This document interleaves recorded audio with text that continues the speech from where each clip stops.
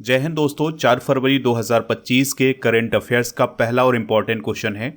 67वें Grammy award में best country album का award किसे दिया गया है? आंसर हो जाएगा काउबॉय कार्टर सॉन्ग को। ग्रैमी अवार्ड संगीत के क्षेत्र में बेहतरीन काम करने वाले कलाकारों को दिया जाने वाला पुरस्कार है। यह पुरस्कार अमेरिका में प्रदान किया जाता है। दोस्तों, यह award national academy of recording art and sciences के द्वारा प्रदान किया जाता है, यानी NARAS संस्था के द्वारा यह अवार्ड दिया जाता है। इसकी शुरुआत 4 मई 1959 को की गई थी। दोस्तों, पंडित रविशंकर को साल 1967 में ग्रैमी पुरस्कार मिला था। इस प्रकार से पंडित रविशंकर पहले ऐसे भारतीय थे जिन्हें ग्रैमी पुरस्कार मिला था। साल 2024 में ग्रैमी अवार्ड शंकर महादेवन, जाकिर हुसैन, गणेश राजगोपालन और सैल्व गणेश विनायकराम को यह पुरस्कार प्रदान किया गया था। बात करते हैं 67वें ग्रैमी अवार्ड 2025 की। तो यह समारोह लॉस एंजल्स, कैलिफोर्निया, अमेरिका में आयोजित किया गया था। इसमें भारतीय अमेरिकी सिंगर और उद्यमी चंद्रिका टंडन ने एल्बम त्रिवेणी के लिए बेस्ट न्यू एज, एम्बिएंट या चैट एल्बम कैटेगरी में ग्रैमी पुरस्कार जीता है। ठीक है, तो इनका नाम आप ज़रूर याद रखिएगा कि चंद्रिका टंडन को ग्रैमी अवार्ड मिला है और ये एक भारतीय अमेरिकी हैं। 2025 में ग्रैमी अवार्ड में सबसे अधिक अवार्ड मिले हैं केंड्रिक लैमर को। इन्हें 5 अवार्ड मिले हैं। 2025 के प्रमुख विजेता डिस्कस करते हैं। तो बेस्ट कंट्री एल्बम का अवार्ड दिया गया है काउबॉय कार्टर सॉन्ग को, जो कि बियोंसे का ये एल्बम है। बेस्ट रैप एल्बम का अवार्ड दिया गया है alligator bites never heal song को, जो कि डो एची का एल्बम है। बेस्ट पॉप वोकल एल्बम का अवार्ड दिया गया है शॉर्ट एंड स्वीट सॉन्ग को, जो कि सबरीना कारपेंटर का एल्बम है। ठीक है, तो दोस्तों आप इन सभी को नोट कर सकते हैं। बाकी आपको best country album, best rap album को याद रखना है। आप बेस्ट कंट्री सॉन्ग को भी याद रख सकते हैं। तो ये दिया गया है केसी मुसग्रेव्स को और रिकॉर्ड ऑफ द ईयर का अवार्ड दिया गया है केंड्रिक लैमर को। बाकी आप इसका स्क्रीनशॉट ले लें और इसको अगर आप नोट करना चाहते हैं तो नोट भी कर सकते हैं। आप इस पूरे लेक्चर को बहुत ही ध्यान से लास्ट तक देखिएगा। लास्ट में आपसे एक क्वेश्चन पूछा जाएगा जिसका आंसर कमेंट बॉक्स में बताना है। दोस्तों, जो लोग हमसे नए जुड़ रहे हैं उनके लिए बता दें कि आप स्टडी करके ऐप को इंस्टॉल कर लें। इसका लिंक डिस्क्रिप्शन बॉक्स में दिया गया है। तो यहाँ पर आपको paid course, e book, test series, daily current affairs की PDF, class note, test pass, ये सभी मिल जाएगा। कोर्स एंड PDF वाले ऑप्शन पर स्टडी कर की जितनी भी वीडियो हैं उनके PDF मिल जाएंगे। इसके अलावा 1000 से अधिक टॉपिक बाय स्टैटिक जीके की PDF भी यहाँ पर आपको मिल जाएगी। दोस्तों, जनवरी 2025 के करेंट अफेयर्स की ई बुक को ऐप पर लॉन्च कर दिया गया है। तो ई बुक वाले सेक्शन पर आप जाकर के इसको प्राप्त कर सकते हैं। इसके अलावा 1800 MCQs के करेंट अफेयर्स की ई बुक को लॉन्च कर दिया गया है। इस ई बुक में जनवरी 2024 से जनवरी 2025 तक के करेंट अफेयर्स के क्वेश्चन इंक्लूड किए गए हैं। अगला क्वेश्चन है, विश्व कैंसर दिवस कब मनाया जाता है? तो हर साल 4 फरवरी को विश्व कैंसर दिवस मनाया जाता है। इस बात को आप ज़रूर याद रखिएगा। 2024 के विश्व कैंसर दिवस की थीम क्या है? United by unique. दोस्तों, कैंसर क्या होता है? तो कैंसर में हमारे शरीर की कोशिकाओं में असामान्य वृद्धि होती है और ये फिर बाद में ट्यूमर बन जाता है। तो इसी स्थिति को कैंसर बोला जाता है। कैंसर के अध्ययन को ऑन्कोलॉजी बोला जाता है। राष्ट्रीय कैंसर जागरूकता दिवस हर साल 7 नवंबर को मनाया जाता है। स्तन कैंसर जागरूकता माह हर साल अक्टूबर में मनाया जाता है और अंतर्राष्ट्रीय बाल कैंसर दिवस 15 फरवरी को मनाया जाता है। अब हम फरवरी माह के कुछ प्रमुख दिवस डिस्कस करते हैं। तो 4 फरवरी को अभी हमने डिस्कस किया है कि विश्व कैंसर दिवस मनाया जाता है। 4 फरवरी को अंतर्राष्ट्रीय मानव बंधुत्व दिवस मनाया जाता है। 10 फरवरी को राष्ट्रीय कृमि मुक्ति दिवस और विश्व दाल दिवस मनाया जाता है। 11 फरवरी को विज्ञान में महिलाओं और लड़कियों का अंतर्राष्ट्रीय दिवस, विश्व यूनानी दिवस और एंटी स्मगलिंग डे मनाया जाता है। 12 फरवरी को राष्ट्रीय उत्पादकता दिवस और आतंकवाद के अनुकूल होने पर हिंसक उग्रवाद की रोकथाम के लिए अंतर्राष्ट्रीय दिवस मनाया जाता है। 13 फरवरी को मनाया जाता है विश्व रेडियो दिवस और राष्ट्रीय महिला दिवस। राष्ट्रीय महिला दिवस सरोजनी नायडू जी की जयंती पर मनाया जाता है। 15 फरवरी को अंतर्राष्ट्रीय बाल कैंसर दिवस, 19 फरवरी को मृदा स्वास्थ्य कार्ड दिवस, 20 फरवरी को अरुणाचल प्रदेश का स्टेटहुड दिवस और सामाजिक न्याय का विश्व दिवस मनाया जाता है। 21 फरवरी को अंतर्राष्ट्रीय मातृभाषा दिवस, 22 फरवरी को विश्व चिंतन दिवस और 24 फरवरी को केंद्रीय उत्पाद शुल्क दिवस मनाया जाता है। इसके अलावा 24 फरवरी को तमिलनाडु में state girl child protection day मनाया जाता है। 27 फरवरी को विश्व एनजीओ दिवस और प्रोटीन दिवस मनाया जाता है। 28 फरवरी को राष्ट्रीय विज्ञान दिवस मनाया जाता है। तो ये सभी दिवस आप नोट जरूर कर लें। अगला क्वेश्चन है, छठवीं पुरुष हॉकी इंडिया लीग 2024-25 किस टीम ने जीती है? तो ये जीती है सराची रारह बंगाल टाइगर्स ने। तो दोस्तों बात करते हैं छठवीं पुरुष हॉकी इंडिया लीग 2024-25 की। तो इसमें विजेता रहा है सराची रारह बंगाल टाइगर्स। इसे विजेता के रूप में 3 करोड़ रुपए का पुरस्कार दिया गया है। उप विजेता रहा है हैदराबाद तूफान, जिसे 2 करोड़ रुपए की राशि प्रदान की गई है। और ये जो छठवीं पुरुष हॉकी इंडिया लीग 2024-25 का फाइनल था, यह ओडिशा के बिरसा मुंडा अंतर्राष्ट्रीय हॉकी स्टेडियम में किया गया था। फेयर प्ले पुरस्कार दिया गया है टीम के रूप में यूपी रुद्रा को। सर्वश्रेष्ठ गोलकीपर का अवार्ड दिया गया है विक्रमजीत सिंह को, जो कि हैदराबाद तूफान के खिलाड़ी हैं। और टॉप स्कोरर रहे हैं जुगराज सिंह, जो कि सराची रारह बंगाल टाइगर्स के खिलाड़ी थे। दोस्तों पुरुषों की हॉकी इंडिया लीग का जो पहला संस्करण था या पहला एडिशन था, ये 2013 में आयोजित किया गया था। चलिए कुछ इंपॉर्टेंट फैक्ट डिस्कस करते हैं। तो बात हुई है हॉकी की, तो हॉकी टीम में 11 खिलाड़ी होते हैं। Aga Khan cup, Beighton cup, Sultan Azlan Shah cup, ये सभी हॉकी से संबंधित कप हैं। महिला हॉकी इंडिया लीग 2024-25 को ओडिशा वॉरियर्स ने अभी हाल ही में जीता है। और महिला एशियाई चैंपियंस ट्रॉफी 2024 को भारत ने चाइना को हराकर जीता था। Sultan Johor cup junior hockey tournament 2024 को ग्रेट ब्रिटेन ने ऑस्ट्रेलिया को हराकर जीता था और यह टूर्नामेंट मलेशिया में आयोजित किया गया था। सुल्तान अजलान शाह कप 2024 को जापान ने जीता था पाकिस्तान को हराकर। अगला क्वेश्चन है, भारत सरकार ने पहली बार किन खेलों के लिए भारतीय दल को पूर्ण वित्तीय सहायता प्रदान करने का निर्णय लिया है? आंसर हो जाएगा एशियन विंटर गेम्स 2025। ठीक है, तो एशियन विंटर गेम्स 2025 में जो भी खिलाड़ी हिस्सा लेंगे उनके लिए वित्तीय सहायता कौन प्रदान करेगा? भारत सरकार। ठीक है, तो ऐसा पहली बार हो रहा है कि जब एशियन विंटर गेम्स में भारतीय दल शामिल हो रहा है और उसके लिए पूरी तरह से वित्तीय सहायता भारत सरकार के द्वारा दी जा रही है। चलिए दोस्तों, अब हम इस क्वेश्चन का डिटेल्स डिस्कस करते हैं। तो 2025 में जो एशियन विंटर गेम्स आयोजित किए जाने हैं, वो इसका 9वां संस्करण आयोजित किया जाएगा और इसका आयोजन किया जाएगा 7 से 14 फरवरी 2025 के बीच में और इसका आयोजन चाइना के हार्बिन शहर में किया जाएगा। दोस्तों हार्बिन शहर के बारे में आपको याद रखना है कि हार्बिन शहर दूसरी बार विंटर एशियन गेम्स की मेज़बानी कर रहा है। इससे पहले वह 1996 में भी इन खेलों की मेज़बानी कर चुका है। इस प्रतियोगिता में 45 देश शामिल हो सकते हैं। स्लोगन क्या है इसका? सर्दी का सपना, एशिया के बीच प्यार। शुभंकर क्या है यानी मस्कट क्या है? बिन बिन और गिनी। ठीक है, तो ये इसका शुभंकर है।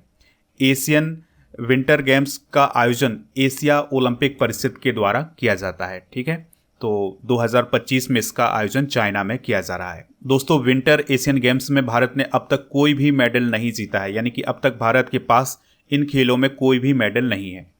विंटर एशियन गेम्स की सबसे सफल टीम है जापान की टीम। जापान की टीम ने अब तक 397 मेडल जीते हैं, जिसमें से 138 गोल्ड हैं, 144 सिल्वर हैं और 114 ब्रॉन्ज मेडल हैं। चलिए दोस्तों बढ़ते हैं अगले क्वेश्चन की तरफ। 2025 के बजट में भारतीय रेलवे को कितने रुपए आवंटित किए गए हैं? आंसर हो जाएगा इसका 2.52 लाख करोड़ रुपए। तो बजट 2025 में रेलवे को 2.52 लाख करोड़ रुपए आवंटित किए गए हैं, यानी कि जो अभी बजट पेश किया गया था उसमें रेलवे के लिए जो बजट था वो 2.52 लाख करोड़ रुपए का था। दोस्तों इस बजट से जो भारतीय रेलवे है वो अगले 2 से 3 वर्षों में 200 नई वंदे भारत ट्रेन, 17,500 सामान्य गैर AC coach, 100 Amrit Bharat train और 50 नमो भारत रैपिड रेल शुरू करने वाला है। तो ये लक्ष्य रखा गया है इंडियन रेलवे के द्वारा। इसके अलावा दोस्तों 2025-26 के लिए भारतीय रेलवे का जो कुल पूंजीगत व्यय लक्ष्य है वो है 2,62,000 करोड़ रुपए का। दोस्तों ये जो रेल बजट पेश किया गया है अभी हाल ही में, इसमें 200 करोड़ रुपए निर्भया फंड के लिए वितरित किए गए हैं। चलिए कुछ इंपॉर्टेंट फैक्ट डिस्कस करते हैं। तो ब्रिटिश शासन के दौरान जो रेलवे बजट था वो ब्रिटिश भारत सरकार के बजट के साथ पेश किया जाता था, यानी कि रेलवे बजट और जो अंग्रेजों का बजट होता था वो सब एक साथ पेश किया जाता था। लेकिन एकवर्थ समिति की सिफारिश पर 1924 में रेलवे बजट को ब्रिटिश भारत सरकार के बजट से अलग कर दिया गया था, यानी कि रेलवे बजट 1924 में अलग हो गया था। फिर 2017-18 में रेलवे बजट को केंद्रीय बजट का हिस्सा बना दिया गया था, यानी कि फिर से इसको केंद्रीय बजट में शामिल किया गया था। जॉन मथाई स्वतंत्र भारत के पहले रेल मंत्री थे और वर्तमान में जो रेल मंत्री हैं वो हैं अश्विनी वैष्णव। ठीक है, तो कौन है दोस्तों वर्तमान में? अश्विनी वैष्णव। अगला क्वेश्चन है, इंडोनेशिया महाकुंभ अभिषेकम कार्यक्रम में भारत की ओर से कौन शामिल हुए हैं? आंसर हो जाएगा इसका नरेंद्र मोदी जी। ठीक है, तो प्रधानमंत्री नरेंद्र मोदी जी इंडोनेशिया की राजधानी जकार्ता में आयोजित किए गए महाकुंभ अभिषेकम कार्यक्रम में वर्चुअली रूप से शामिल हुए थे। यह जो कार्यक्रम है यह भारत के 72 गुरुकुलों के सहयोग से आयोजित किया जा रहा है। तो दोस्तों इंडोनेशिया में जो मुरुगन मंदिर है वहाँ पर यह कार्यक्रम आयोजित किया जा रहा है। ठीक है, तो ये फैक्ट आप नोट करते जाएं क्योंकि ये फैक्ट पूछे जा सकते हैं। आपको याद रखना है कि इंडोनेशिया की राजधानी जकार्ता में जो मुरुगन मंदिर बना हुआ है इसकी जो आधारशिला है यह 14 फरवरी 2020 को रखी गई थी। बात करते हैं इंडोनेशिया की। तो भारत, चाइना और अमेरिका के बाद दुनिया में सबसे ज़्यादा आबादी वाला देश कौन है? इंडोनेशिया। और दुनिया में सबसे ज़्यादा मुस्लिम आबादी वाला देश कौन है? इंडोनेशिया। इंडोनेशिया को पहले डच ईस्ट इंडीज़ के नाम से जाना जाता था। 1949 में इसने अपनी आज़ादी के बाद नाम बदलकर इंडोनेशिया किया था। इंडोनेशिया की राजधानी जकार्ता है। राष्ट्रपति हैं प्रबोवो सुबियांतो और यहाँ की जो करेंसी है वो है रुपया, यानी इंडोनेशियाई रुपया यहाँ की करेंसी है। दोस्तों प्रबोवो सुबियांतो के बारे में आपको ये याद रखना है कि जो अभी गणतंत्र दिवस समारोह हुआ था भारत में, तो उसके मुख्य अतिथि कौन थे? Prabowo Subianto. दोस्तों आप हमारे टेलीग्राम चैनल को ज्वाइन कर सकते हैं। आप टेलीग्राम पर जाएं, स्टडी कर ऑफिशियल सर्च करेंगे तो आपको टेलीग्राम चैनल। क्वेश्चन है, फैशन ऐप सीन का संबंध किस देश से है जिसे भारतीय मार्केट में लॉन्च किया गया है? आंसर हो जाएगा चाइना। तो दोस्तों चाइना का एक फैशन ऐप है जिसका नाम है सीन, तो उसको अभी हाल ही में इंडियन मार्केट में लॉन्च किया गया है। जिस प्रकार से मीशो है, इस प्रकार का ये ऐप है जो कि फैशन से संबंधित है, तो उसको अभी हाल ही में भारतीय मार्केट में लॉन्च किया गया है। दोस्तों भारतीय कंपनी रिलायंस रिटेल के साथ इसका समझौता हुआ है। जो सीन ऐप है ये 70 से अधिक देशों में मौजूद है। चलिए कुछ इंपॉर्टेंट करंट अफेयर्स डिस्कस करते हैं।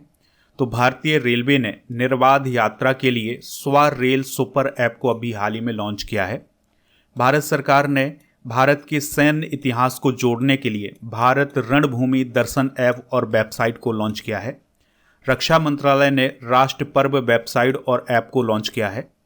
खेल मंत्रालय ने स्वच्छ खेलों को बढ़ावा देने के लिए नो योर मेडिसिन ऐप को लॉन्च किया है। ठीक है, तो ये ऐप और वेबसाइट भी आप नोट कर लें। अगला क्वेश्चन है, समुद्रयान मिशन के लिए केंद्रीय बजट में कितना आवंटन किया गया है? अगला क्वेश्चन है, समुद्रयान मिशन को केंद्रीय बजट में कितना आवंटन किया गया है? आंसर हो जाएगा 600 करोड़ रुपए। तो केंद्रीय बजट 2025 में डीप ओशन मिशन के लिए 600 करोड़ रुपए आवंटित किए गए हैं, यानी कि भारत के समुद्रयान मिशन के लिए 600 करोड़ रुपए आवंटित किए गए हैं। जो समुद्रयान मिशन है या डीप ओशन मिशन है, यह भारत का एक समुद्री मिशन है।